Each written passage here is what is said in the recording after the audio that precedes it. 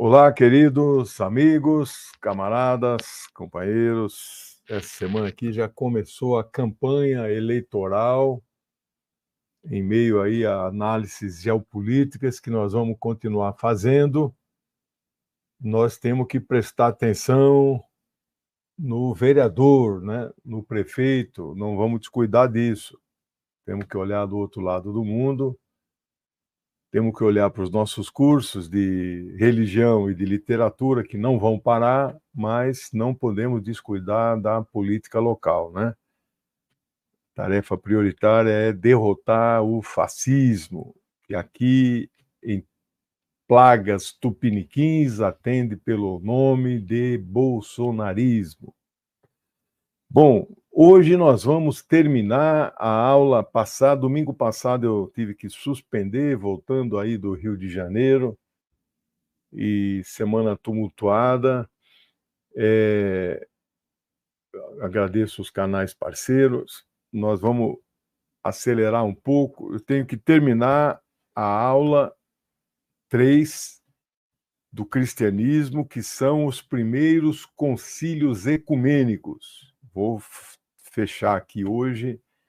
Nós não concluímos o terceiro concílio ecumênico, que foi o de Éfeso. Vamos falar hoje de Éfeso e o de Constantinopla. E já vamos começar um segundo bloco, que é a parte 4 da sétima religião, né, do curso dessa teologia, né, que é o curso de História das Religiões. Nós já vamos entrar, então, em seguida, vamos ver se conclui hoje, os grandes cismas da igreja. Aí me refiro àquela que era a única, digamos, igreja mais universal do mundo ocidental. Ocidental. Eu faço questão de... Aqui atrás vocês estão vendo o busto de Nicolas Maquiavel. Eu falo, né, que ele é o fundador da ciência política ocidental, porque oriental tem outros nomes, né? Então, quando eu falo cristianismo, a religião ocidental, é uma religião importante, porque tem as religiões orientais, que nós já vimos, inclusive, mais antigas, né? Bom, então, o primeiro cisma nós vamos começar hoje, que são as igrejas ortodoxas orientais. É o cisma de 451. Na aula que vem, veremos o segundo cisma, o mais, talvez, não sei se o mais importante, é o de 1054. Vamos ver se falo uma aula só sobre ele. E encerro esse ciclo, a sexta aula. O cristianismo não dá para fazer em 4 aulas, como foi o budismo, né? Com o terceiro e último grande cisma, porque aí surgem as derivações do cristianismo, né? Não são, continuam sendo igrejas cristãs, mas com outras denominações, e a minha ideia é estudar todas elas, né? E é o cisma que vem em 1517 com Lutero. Então, terminado estes 3 cismas, o meu plano original, né, era falar sobre conceitos básicos, como nós vimos no judaísmo e no budismo. Estou pensando em dar aí uns 40 conceitos básicos de cristianismo, né? Então, isso talvez vá a 2 aulas. Aí a minha dúvida, vocês podem opinar também, depois eu leio os comentários, é se eu falo daqueles chamados pais fundadores da igreja, né? Eu já selecionei aqui os principais pais fundadores e não são poucos. Essa aqui é a questão, não é? Não dá para esgotar isso em talvez 2 aulas, né? São pessoas muito importantes, né? Eu selecionei aqui, já comentei com vocês, né? Selecionei em torno de 15 a 20. Como é que a gente faz? Eu posso também simplesmente não falar deles, suprimi-los, né? É um preciosismo a mais, não fará falta, né? E já passar para a próxima religião, né? Que é islamismo. Vamos ver, né? Bom, antes de prosseguir, eu adquiri aqui em 2 volumes, capa dura, com box, uma maravilha. Já fiz a primeira leitura, que eu chamo de leitura em diagonal. Leitura em diagonal não é a leitura dinâmica. Eu tenho leitura dinâmica, são 3 leituras, né? A leitura em diagonal, a leitura dinâmica e a leitura anotada, né? Esse professor Paul Johnson, ele é um grande especialista, já tem 50 anos a publicação desse texto, e eu estava aqui, já fiz essa leitura diagonal, eu estava aqui localizando essa fase que nós estamos dos 4 primeiros concílios, né? Mas semana que vem eu faço a citação exata das passagens que hoje eu vou expor para vocês, né? Então, fica a recomendação, não é um livro assim absurdamente caro pelo trabalho primoroso, né? Em torno de R$ 170, editora Nova Fronteira, né? História do cristianismo. Bom, agradecendo aí, ao final eu falo especificamente quem fez alguma contribuição. É importante vocês entrarem membro do canal, é a melhor forma de ajudar meu trabalho. Essa semana eu vou fazer aí uma circular, eu estou com um livro pronto e eu não consigo reunir recursos para publicar. É o meu novo livro, 576 páginas, eu quero publicar 200 exemplares, né? Eu preciso de R$ 6.000 e não tenho, né? Então eu vou ver aí como que a comunidade ajuda, vou fazer aí uma circular. Você pode comprar um exemplar, mesmo não sendo sociólogo, né? É uma forma de você ajudar. Entrando de membro é o melhor jeito de você contribuir com o meu trabalho, né? Então vamos lá. Conselho de Éfeso. Ele ocorre na cidade do mesmo nome. Era uma cidade, uma colônia grega, né, na costa jônia. Hoje é uma região do sudoeste, lá na Turquia, né? Chama-se Selçuk, com cedilha UK, Selçuk, província de Esmirna. Eu tenho uma amiga que chama Esmirna, em homenagem a essa cidade. Ele foi convocado pelo imperador Teodósio II e ocorreu no ano de 431. Ele foi realizado entre 22 de junho até 31 de julho, durou então 40 dias. E era, na época, o Papa chamado Celestino, virou santo, todos esses papas iniciais viraram santos. Eu tinha um tio, filho do meu avô assírio, imigrante, ele chamava-se Celestino, não sei se em homenagem a esse Papa, né? Esse Papa viveu entre 380 e 432. E ainda era um período em que os imperadores convocavam os concílios, quem presidia era o Papa, formalmente, mas o imperador ficava ali assistindo, né? prestando atenção, policiando, né? E esse Papa Cirilo, né? Cirilo era Cirilo de Alexandria. As pessoas não tinham sobrenome normalmente, né? Estima-se que estiveram presentes 250 bispos. Aqui cabe um conceito, é o conceito que a Igreja Católica sucessão. Eu vou lembrar daqui a pouco o conceito, mas todos esses bispos nomeados, eles herdam, eles ocupam os lugares dos apóstolos de Cristo. O termo não é descendem.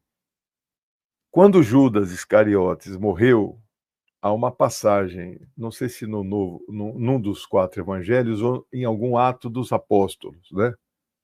Que são livros do Novo Testamento importante, Atos dos Apóstolos, né? Que aí, não sei se é Pedro que fala, ou Paulo, dizendo, precisamos preencher sucessão apostólica. Precisamos preencher este cargo vago, não é? Então, eram 12 apóstolos de Jesus e isso tinha que ter essa sucessão apostólica, não é? Então, essa pregação no mundo, e aí quem ficou no lugar dos apóstolos foram os bispos. Arcebispos e cardeais foram invenções da igreja, mas eram os seus bispos, né? E neste concílio houve a presença de 250. Este concílio reafirmou o credo niceno e o de Constantinopla, que foi o segundo. Então, este concílio é amplamente reconhecido não só pela Igreja Católica, pelas igrejas ortodoxas orientais, que vou falar daqui a pouco, e pelas igrejas ortodoxas tradicionais do leste europeu, e pelas protestantes, na sua maioria, não é? Portanto, ele é quase uma unanimidade. Até o terceiro concílio não houve problema, não é? O grande debate neste concílio foi a doutrina dos nestorianos, ou o nestorianismo, que era defendido pelo bispo chamado Nestório, que ele era patriarca de Constantinopla. Era lá do outro lado do mundo, hoje Istambul, né? Que não é a capital da Turquia, a gente pensa que a capital oficial é Ankara, né? Eu tive lá em Istambul, conheci a igreja de Santa Sofia, que eles transformaram em mesquita, né? Uma agressão muito grande. E então esse patriarca era o chefe da Igreja Católica Romana do Oriente. O Império Romano era um só, ainda não tinha acabado o Império Romano do Ocidente. Nós estamos aqui em 431. Mas ele tinha 2 patriarcas. A briga entre eles vai ficar insustentável lá pelo século IX, que é o racha de 1054. Ainda aqui, nesse momento, não era visível essa briga, né? Esse Nestório, ele enfatizava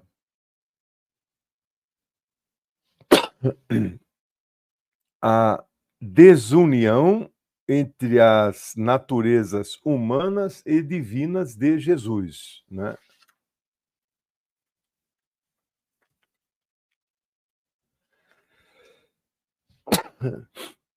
Botei um ar-condicionado aqui direto, já estou espirrando. Vou desligar. Ele também negava a Maria o título de Mãe de Deus. Em grego é Theotoko. Estes nestorianos foram duramente condenados como heréticos neste concílio. Perderam a disputa teológica. E mesmo no concílio seguinte, que nós veremos, que é o da Calcedônia, que é o quarto concílio ecumênico, que vai provocar o cisma, que nós vamos ver daqui a pouco, né? Ele também vai criar essas igrejas que eu vou falar daqui a pouco, né? O Nestório propôs o título de Maria de Cristótoco, Maria, Mãe de Cristo. Seus críticos diziam que isso aproximava da teoria do adocionismo. Nós vamos ver isso naqueles conceitos básicos, é uma polêmica dentro da igreja, né? Ou seja, Cristo nasceu como um homem comum e foi, abre aspas, adotado, por isso o termo adocionismo. Fora adotado como filho de Deus, mas não é Deus, não é filho de Deus.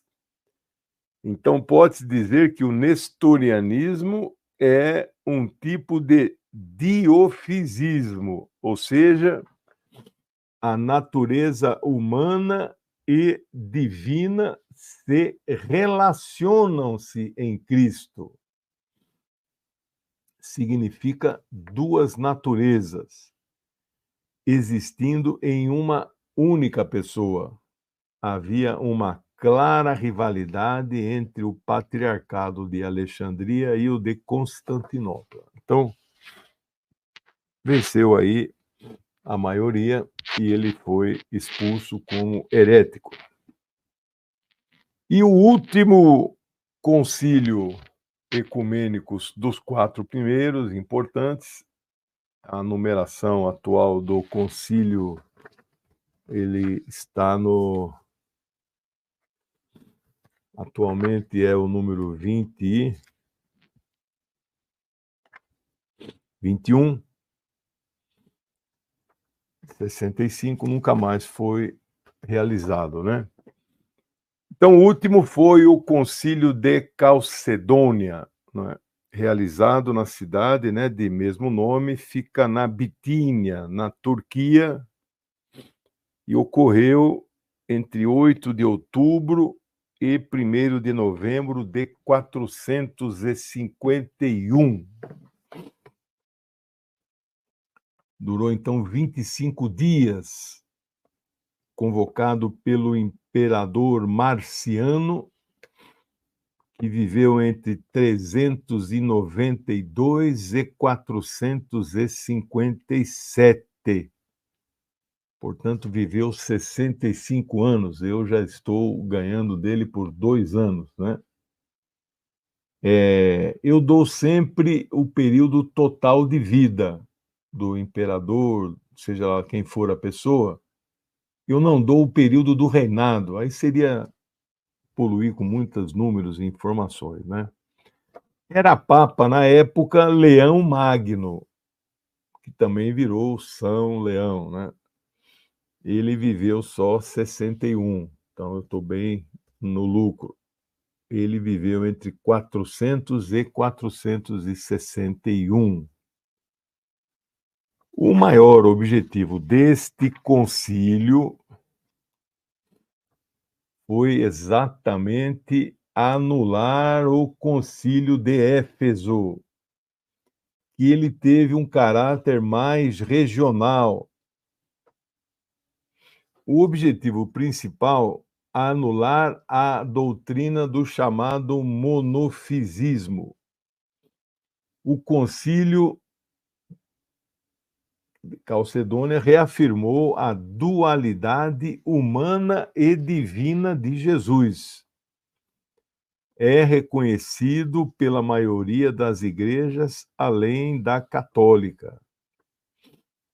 E eles afirmaram ao final, abre aspas, Jesus é perfeito tanto na divindade quanto na humanidade. Esse mesmo é, na verdade, Deus e realmente homem. Esse concílio reuniu apenas 130 bispos. Então, encerramos a parte 3 do nosso curso, que seria semana passada, que não houve, mas não tem aqui um rigor de um calendário. Nosso curso é livre. Já agradeci aí os canais parceiros, saindo de uma gripezinha, influenza. Agora vamos entrar na parte 4, que eu preparei, que são os cismas da igreja, e vamos ver o primeiro grande cisma.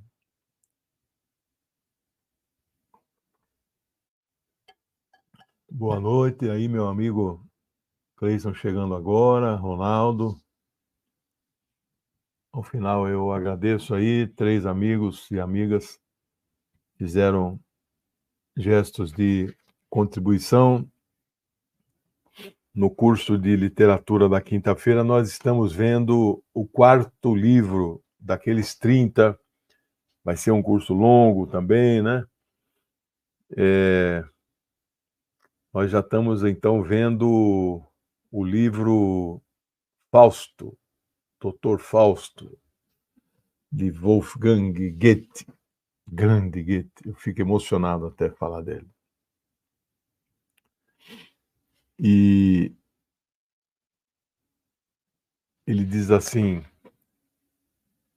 não sou anticristão, nem acristão, mas decididamente um não cristão.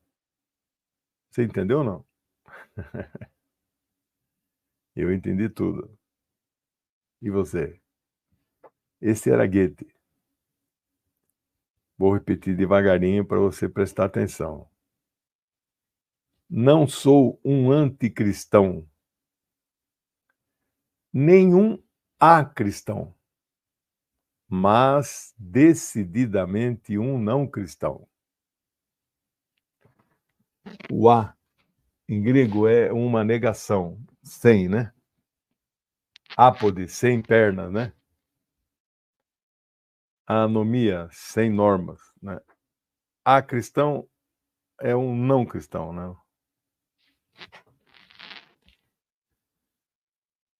Então não é um nem anti, não é nem um não. Ele não nega, mas ele não é cristão. Que legal. Primeiro cisma da igreja.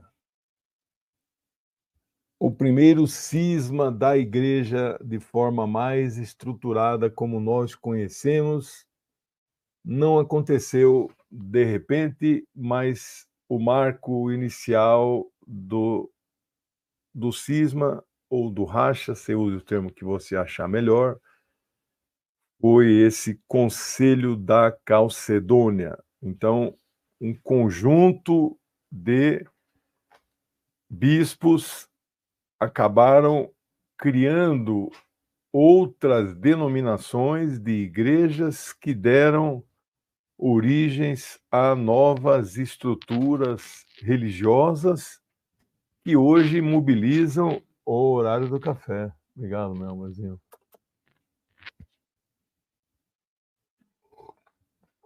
Que hoje mobilizam milhões e milhões, mas não tão milhões e milhões. Eu não somei, mas nós vamos somar no final.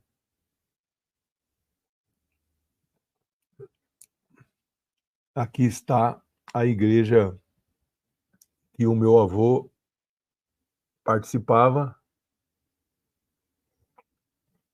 E a minha avó também participava. Meu avô era assírio, nasceu em uma região que era do Império Otomano. A maior parte fica hoje na Síria, mas a região que ele propriamente nasceu ficou hoje na Turquia. A região que a minha avó nasceu hoje ficou na Armênia. Ele da igreja assíria e minha avó da igreja armênia. Todos eles desse racha aqui. Eles não acreditam na dualidade da separação Deus e ser humano em Jesus. Como quando meu avô morreu, eu tinha 12 anos, não tinha, acho que 5% menos, né, da minha capacidade intelectual de hoje. Eu não pude fazer perguntas que eu gostaria muito de fazer hoje, né, para ele. Então, ficaram sem respostas. Mas fiz para o bispo da igreja que ele fundou aqui em 1958, em São Paulo. Tenho fotos, tenho o livro da igreja, tenho o livro de assinatura, eu vi o livro dele, a assinatura dele, né?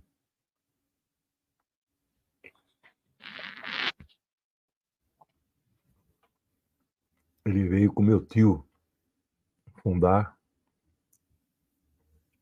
e estava presente o patriarca da igreja mundial, veio aí, eles chamam de consagrar a igreja, né?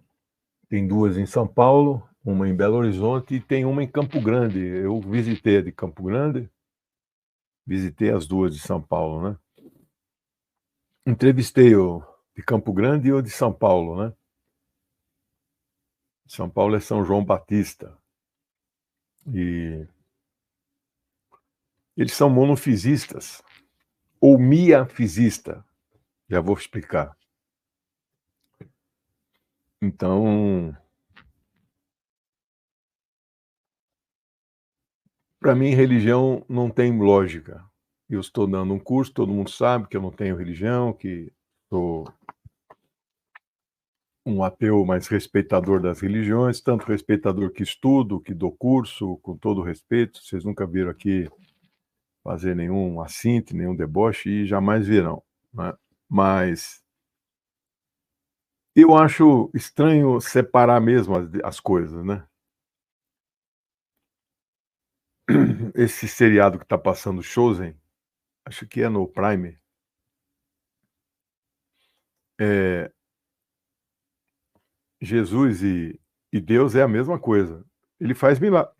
Quem faz milagre é o ser humano ou é o Deus? Não há separação, né?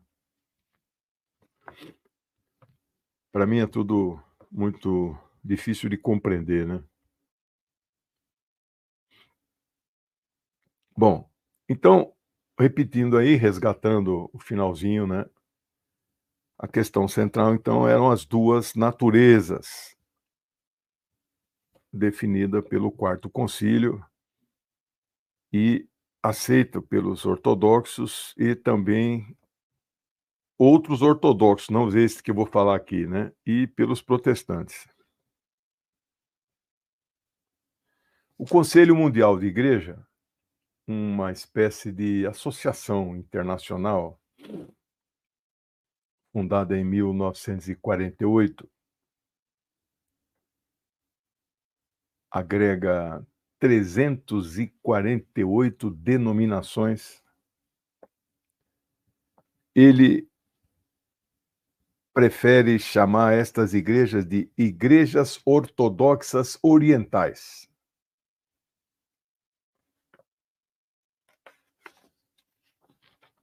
esse conjunto de igrejas que só reconhecem os 3 primeiros concílios ecumênicos, cujo, então, o impasse acontece a partir do 4º concílio de Constantinopla de 451, mas não é de repente assim, acabou o concílio, rachou, não. Ele demora algum tempo, alguns autores, historiadores dizem que talvez 200 anos. As coisas vão acontecendo aos poucos, a assimilação, né? Não havia, as comunicações eram lentas.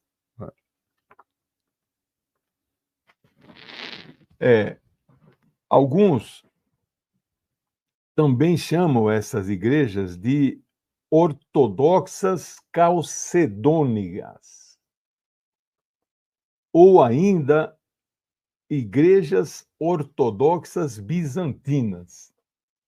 Quando você ouvir falar de Império Bizantino, você entenda que está ouvindo falar do Império, também Império Romano, não é? Do Oriente, que durou 1000 anos mais do que o Império Romano do Ocidente, que acabou ali por volta de 470, 480, né? Pelas invasões chamadas invasões bárbaras, né? Um dia que brigar com a sua namorada, esposa, assim, ela te chamar de bárbaro, não se ofenda. Se ela te chamar de selvagem, sim. Os bárbaros são mais desenvolvidos que os selvagens. Bizâncio era o nome da cidade, né? Então, Império Bizantino, não existia um imperador chamado Bizâncio, né? Muita gente confunde. E Bizâncio era a cidade que depois virou Constantinopla, em homenagem ao imperador Constantino. O nome cristológico dessa corrente religiosa em que eles se apoiam chama-se miafisismo, ou mia ou mono é a mesma coisa. Ou seja, eles afirmam que a pessoa de Jesus Cristo, tanto a divindade e a humanidade, estão reunidas em uma única natureza, sem a separação. Não há confusão, não há separação alguma. Isto é uma união autoevidente, entre aspas. Me parece natural, entre aspas, lógico, entre aspas, ainda que eu não veja lógica em religião. Mas eles elaboraram essa tese que foi vencendo nos 3 primeiros concílios e se consolida no 4º, né? Havia muita disputa. Portanto, estas igrejas ortodoxas, orientais, só reconhecem, então, Niceia 325, Constantinopla 381 e Éfeso 431, porque não há, assim, uma absoluta unidade. Os credos que eles divulgam, que nós lemos aqui, inclusive, não deixam, assim, com uma clareza absoluta essa questão, né, do... Agora já esquentou demais também, viu?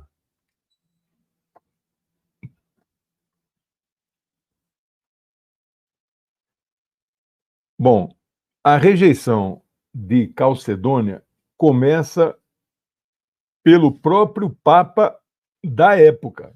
O nome dele é Dióscono I, de Alexandria. Ele foi patriarca de Alexandria a partir de 444. Só que em 451, neste concílio da Calcedônia, ele foi excomungado, foi expurgado da igreja, só que em seguida fundou a sua própria igreja e deu-lhe o nome de Igreja Ortodoxa Copta. Copta é a igreja, a grande igreja cristã do Egito. Já vamos falar dela aqui. Ele é considerado santo, Santo Dióscono, desde que morreu em 454, 3 anos depois que acabou Calcedônia. E ele é considerado santo não só na Igreja Ortodoxa Copta, mas nas outras igrejas ortodoxas orientais, que eu vou dar o nome de todas elas. Eu não preparei imagens, semana que vem minha amiga Luísa, que me ajuda sempre, vou ver se ela consegue aí algumas imagens, ela é boa de fazer a apresentação. Então você veja, nós, 67 anos depois que acabou o concílio, em 451, então estamos falando no ano 518, Justino I, aí então é o imperador romano do Oriente ou do Ocidente, já tinha desabado, ele que reinou, aqui eu não pus o período de vida, de 518 a 527, ele reinou por 9 anos, baixou um edito, para nós é um decreto, que obriga toda a igreja do império, porque a igreja católica romana era a igreja oficial, só era a única igreja existente, claro, já tinha esses racha dessas igrejinhas pequenas, né? Mas que eram cristãs também, não haviam outras, né? O paganismo tinha sido abolido dentro do império, né? Não podia mais ser praticado, né?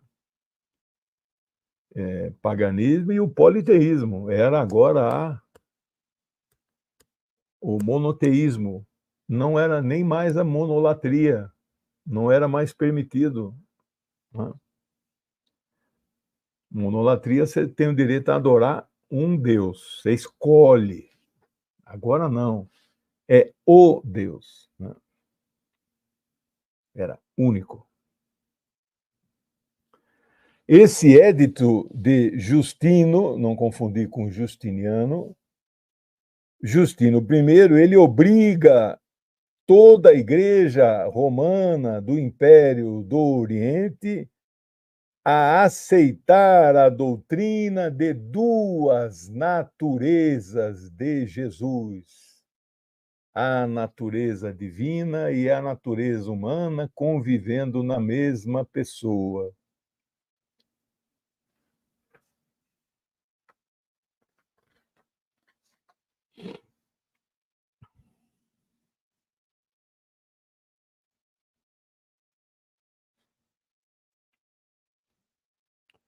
Bom, finalmente, quais são as 6 igrejas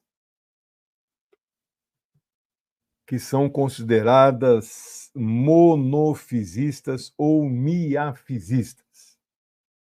Igreja Ortodoxa Copta,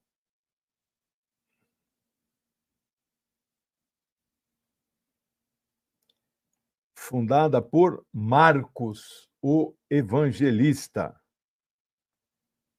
Marcos aqui é o que escreveu o evangelho. A gente sabe que não foi ele que escreveu, mas eu não sei se Marcos foi um apóstolo também, aí fiquei na dúvida. O Egito é 90 e tantos por cento é muçulmano, né? Mas a igreja copta é muito forte, 25 milhões, né? O Egito é do tamanho do Irã, 90 milhões. Vamos botar 100. Então, 1 em cada 4 egípcios são cristãos coptas. No Líbano é um pouco mais. Então, Líbano, Síria, e Egito são países com alto índice de cristãos. Depois vem a Igreja Ortodoxa Assíria, essa aqui é do meu avô. Eles falam aqui 2 milhões, mas há um equívoco muito grande nesse número, né? Eu acho que ela passa de 5 milhões no mundo. E ela foi fundada pelos apóstolos Pedro e Paulo, na cidade de Antioquia. Isso aí é história, eu conheço bem. Entrevistei o bispo de São Paulo e o bispo lá em Campo Grande, né? E li também livros, né? Fundada por Pedro e por Paulo, apóstolos, na cidade de Antioquia, na Síria, que hoje está na mão da Turquia, né? Igreja Apostólica Armênia, fundada por Judas Tadeu e Bartolomeu, esses são apóstolos. E fica na Armênia, tem 10 milhões. Igreja Ortodoxa Etíope, fundada por Filipe, o evangelista, não é apóstolo, ele é um dos 70. É citado nos Atos dos Apóstolos. Quem é aqui cristão praticante, leitor da Bíblia, deve saber que ele é citado em várias passagens nos Atos dos Apóstolos. Eu não sei esses detalhes, né? Deve ser um cara famoso, Filipe. Essa igreja fica, se é na Etiópia, a capital é Addis Abeba. É a maior de todas as ortodoxas orientais, 50 milhões de membros. Igreja Ortodoxa da Eritreia, fundada também por Filipe, o evangelista. Fica na Eritreia, é ali no chifre da África. Na Europa, eles chamam de corno da África. Tem 3 milhões. E a Igreja Ortodoxa da Índia, fundada por Tomé, o apóstolo, no ano 52, 30 anos depois que Jesus morreu. Fica na Índia. Tem 3 milhões. Então, aqui a minha soma... 100 milhões. Eu acho que é um número bastante subestimado. Eles são bem mais do que isso, né? Mas não vou entrar aqui nesse mérito. Essas igrejas são chamadas autocéfalas, ou seja, elas são independentes, têm um patriarca entre elas, mas elas não se comunicam, não prestam subordinação umas às outras. No entanto, elas partilham muitos materiais e documentos teológicos, fazem encontros ecumênicos regulares e partilham, digamos, de muitas doutrinas fundamentais, mas não se tem notícia de nenhum esforço por parte da Igreja Católica, né, do papado, para uma eventual unificação, trazer de volta, até porque me parece inconciliável os pontos de vista que eles expressam e não tem como. Ao contrário, quando nós formos ver o cisma da aula que vem, de 1054, há várias tentativas de unificação, não é? Porque os motivos do racha são muito menos são mais políticos, não são tão substanciais, teológicos, como estes aqui da natureza, né? Então, acho que vai ficar assim mesmo, por enquanto, não vai haver nenhum movimento de unificação, né? Circulou um pequeno vídeo de 3 minutos, eu achei interessante, feito por inteligência artificial, né, com desenhos, né, mas desenhos parecendo pessoas de verdade, que é essa questão que relaciona religiosidade com o desenvolvimento social, né? Muitas pessoas contestam, especialmente aquelas que são religiosas, não gostam desse tipo de conclusão, que a conclusão é assim, e há provas documentais por pesquisa de que tem um nexo causal, assim, quanto menos desenvolvida é uma sociedade, maior o grau da religiosidade, e o inverso é verdadeiro, né? E aí esse pequeno vídeo mostra que a Suécia, ou Suíça, o maior IDH do mundo, 85% das pessoas ou não têm religião ou são ateias, né? 85%. Então, não sei, isso cada um decide, né? No meu livro Lenin para principiantes, que talvez vocês conheçam a coleção, aliás, deixa eu fazer propaganda, né? 5 volumes, a coleção completa, tá aqui o box, R$ 600, você paga aí 6 vezes sem juros. Tá aqui o site da editora. No livro Lenin tem um capítulo, Lenin e a religião, né? Que eu aprendi com Lenin. Eu tenho um livrinho, Lenin e a religião, que não, ele não escreveu esse livro, né? É uma coletânea de textos que ele tratou do assunto e algum editor juntou e publicou, né? E o que me chama a atenção é que, de fato, eu nasci em um lar cristão, avô, mãe, fui criado por mulheres, né? Mãe e vó.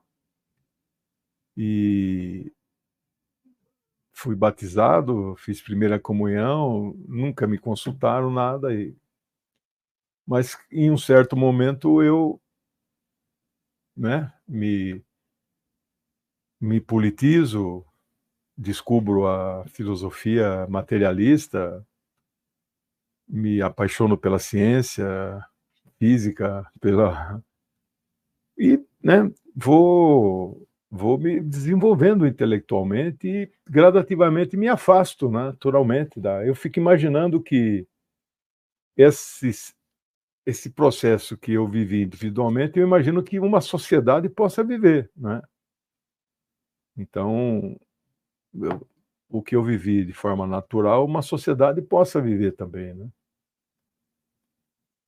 Mas isso tem que ocorrer de forma natural, não pode ser um processo de você destruir igrejas, né? Isso não pode acontecer. Bom, pessoal, eu considero a nossa matéria dada hoje. Aula que vem nós vamos entrar no segundo racha, talvez não seja... É complexo, mas talvez não vá 1 hora, não é? Para preparar, vai umas 3 horas de estudo sempre, 3, 4, né? Eu quero aqui anunciar aqui, nós tivemos 3 contribuições de 3 sempre amigos presentes, o meu amigo Gavlinski, Ronaldo, o Paulo Bretas e a querida Ana Terra, compositora. Um dia eu quero ler, não sei se ela é poeta, se ela é autora de músicas, agradeço a ajuda. E Josinei Lopes entrou aí como membro, é a melhor forma de nos ajudar. Então eu agradeço muito, lembrando que de segunda a sexta, 10h30, eu estou na TVT. Vamos ter novidade em breve lá na TVT, não posso ainda avisar, porque não está ainda formalmente aprovado, mas vocês serão os primeiros a saber. Vou voltar a fazer algumas lives específicas no meu canal, a semana conturbada, mas tudo volta ao normal. Quero ver se consigo recurso para publicar esse novo livro.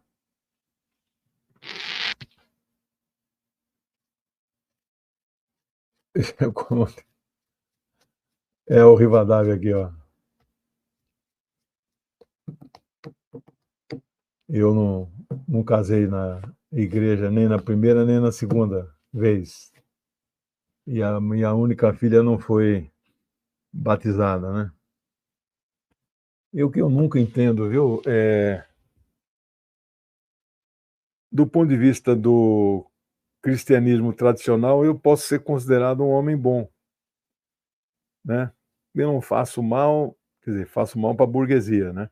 Eu quero tomar as coisas que ela acumulou sem poder acumular e quero distribuir entre aqueles que não podem, não puderam ter acesso. Então, dependendo do ponto de vista, eu sou um cara mau, né? Mas, do ponto de vista do cristianismo, eu sou um cara bom, né? Mas, rigorosamente, como diz minha esposa, você não crê. Você não pode ir para o céu. Você vai para o inferno. Mas eu não entendo esse conceito de... Né?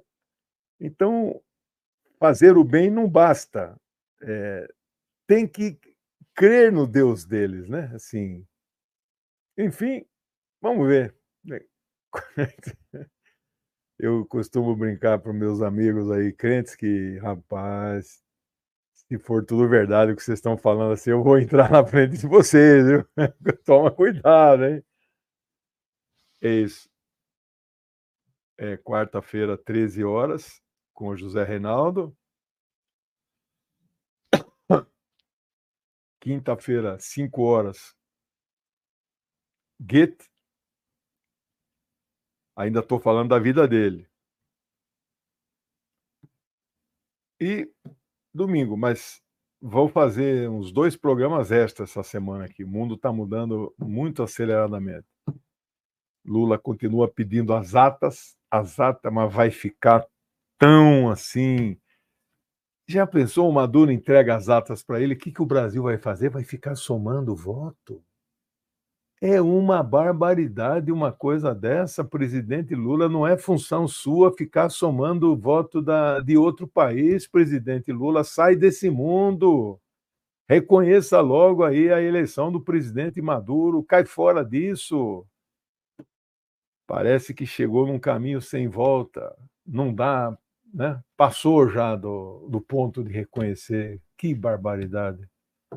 Que barbaridade.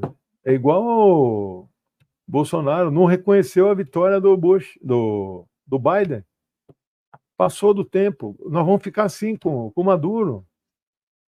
Não vai mandar a gente para a posse do Maduro? Ele vai tomar posse. Vai romper relações? A que ponto chegamos? Os Estados Unidos retiraram a proposta para somar com o Brasil. O Brasil virou líder hoje da contestação, né, à democracia popular da Venezuela. Então eu vou fazer um programa especial sobre isso aí, né? E vamos ter que criticar o governo brasileiro, paciência, sem romper, evidentemente, fazer crítica democrática, fraterna. É isso, pessoal. Um grande abraço, boa semana a todos. Tchau para vocês.